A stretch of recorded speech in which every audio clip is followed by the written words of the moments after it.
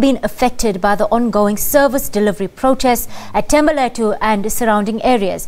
Now, this violent protest action is being led by a group of residents from Mandela Village, informal settlement, who are demanding better services in their area.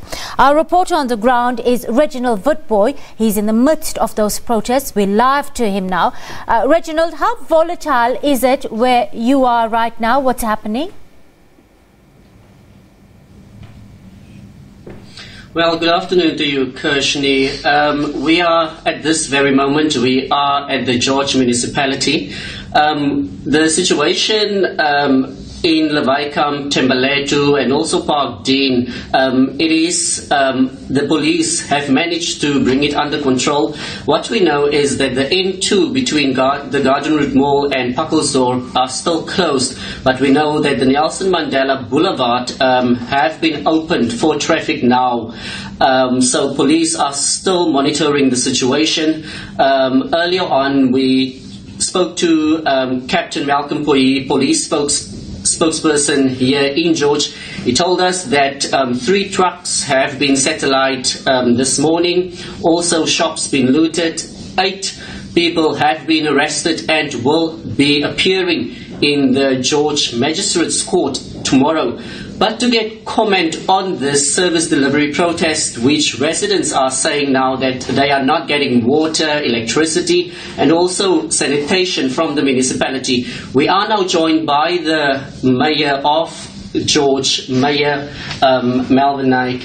Good afternoon to you, Mayor. Just tell us this situation, what residents of Mandela Village are telling us, that they are not getting basic services. What is the municipality's response on this? Well, what I can tell you is that I'm not saying that they don't get services. What I can tell you is that there's constant dialogue between the municipality and the residents in the informal areas in Thembalethu. To what extent they say they're not getting services, that is for me unknown at this stage. But the report that I'm getting from the officials is that there is constant dialogue from the housing department as well as the electrotechnical department to the community of Thembalethu itself. And then what's the municipality doing to manage this situation at this stage? Well, at this stage, our law enforcement officials, together with the traffic officials and the South African Police Services, they are on high alert. Should anything arise again, then we are ready to give attention to the situation here. And then also, what should happen if the situation flare up again? Well, this is what I'm saying.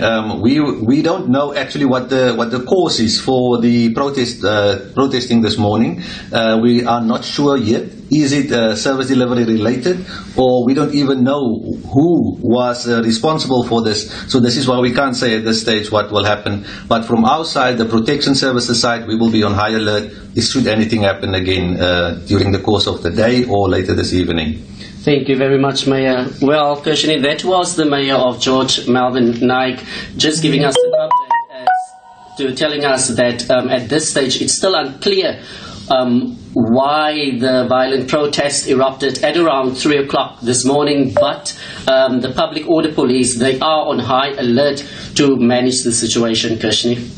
Reginald, before I let you go, can I just ask you this? Can you give us a snapshot, a sense of what life is like for somebody living in the Mandela informal settlement and the struggles they face in terms of a lack of service delivery?